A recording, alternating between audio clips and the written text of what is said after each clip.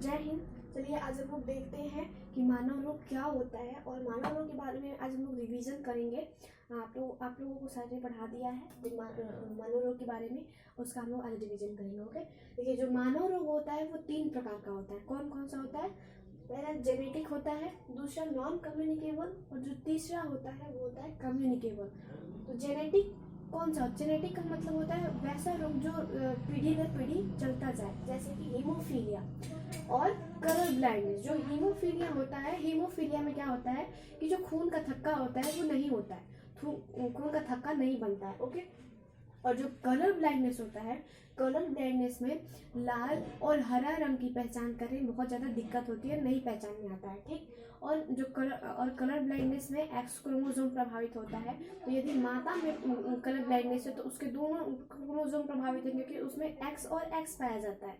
तो अगर उसके बच्चे हों, लड़की हो या फिर लड़का, वो दोनों में जाएगा।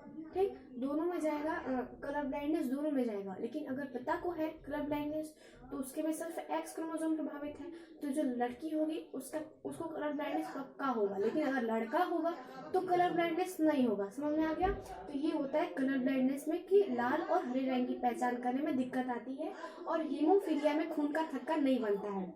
अब देखिए नॉन कम्युनिकेबल। नॉन कम्युनिकेबल का मतलब होता है वैसा रोग जो किसी के छूने से नहीं फैलता हो। जैसे कि किडनी में आपकी कोई बीमारी है या फिर आपके हार्ट में बीमारी है, तो आपको कोई टच करेगा तो उसे थोड़े ना होगा, किडनी या हार्ट में थोड़े ना पहुंच जाएगा। समझ में आ गया? तो उसे वो नॉन कम्युनिकेबल है, क्योंकि उसे छूने से नहीं होगा। ओके, जो तीसरा है वो कम्युनिकेबल है। कम्युनिकेबल का मतलब होता है जो किसी के टच में आने से वो फैल जाए।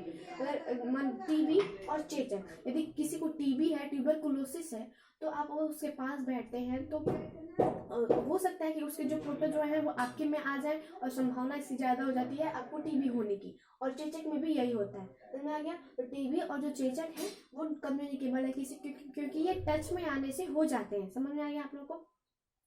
और ये जो कम्युनिकेबल होते हैं ये फिर या फिर फंगस से होगा, फिर बैक्टीरिया से होगा, या फिर आपको प्रोटोजोआ से होगा, या फिर आपको क्या कहते हैं हेलमिंथीज कृमि की वजह से होगा।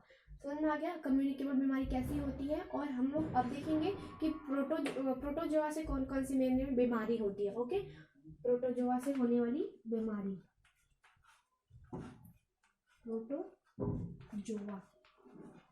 ठीक, देखिए इसका जो ट्रिक है सर ने हम लोग को बता ही दिया है।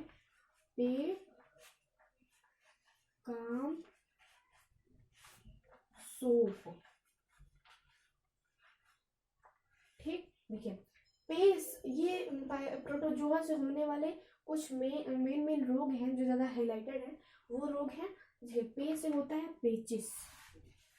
क्या होता है? पेचिस। ठीक, का से होता है काला जार। क्या होता है? काला जार। ठीक, मौ से होता है मलेरिया।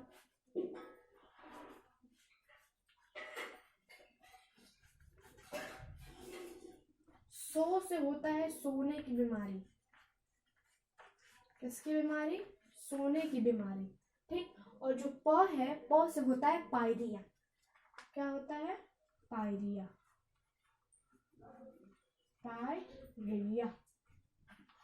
क्या होता है? पायरिया होता है। देख लिया आपने। पे काम सो, पे का पेचिस, का काला जार, मौ का मलेरिया, और सो से सोने की बीमारी, और प से पायरिया। देखिए ये जो मैंने तो आपको सिर्फ रोग बताया प्रोटोजोआ से होने वाले, लेकिन आपको हमने ये नहीं बताया है कि इसमें जो रोग होते हैं उसमें कौन कौन सा प्रोटोजोआ होता है, क्योंकि जाहिर सी बात है ये अलग अलग रोग है तो इसमें अलग अलग प्रोटोजोआ होंगे। ओके, तो देखिए अब हम लोग समझते हैं कि ये जो रोग होते हैं वो किन किन प्रोटोजोआ से होते हैं। पहला जो होता है पेचिस। पेचिस में होता है कि एंट अमीबा हिस्टोलिका नाम के प्रोटोजोआ से ये पेचिस होता है। ओके, किससे होता है? एंट अमीबा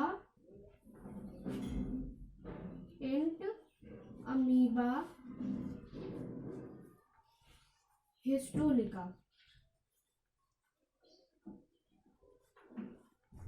किससे होता है? एंट अमीबा हिस्टोलिका से। ठीक, समझ में आ गया? और जो देखिए जो दूसरा रोग है कालाजार, वो होता है लिस्मेनिया नाम के प्रोटोजोआ से। किससे होता है? लिस्मेनिया।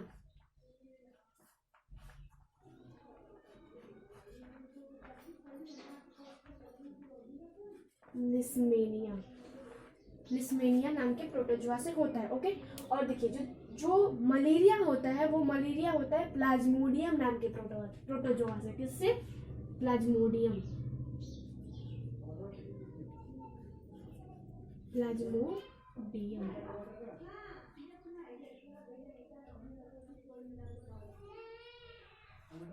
ठीक।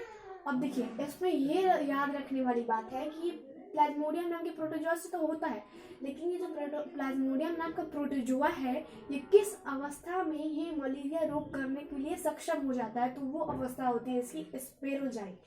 कौन सी अवस्था होती है? स्पेरोजाइट अवस्था में ये जो मलेरिया रोग होता है, जो प्लाज्मोडियम होता है, वो मलेरिया करने में सक्षम हो जाता है। समझ में आ गया? देखिए जो सोनिक बीमारी है वो ट्रिपनोसोम नाम के जो प्रोटोजोआ होता है उससे होता है। किससे होता है? ट्रिपनोसोम, ट्रिपनोसोम। ठीक, समझ में आ गया? किससे होता है? ट्रिपनोसोम से होता है।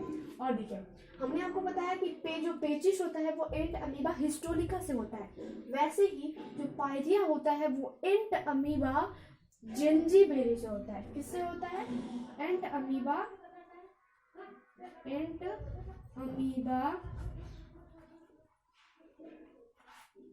जिंजीबेरी।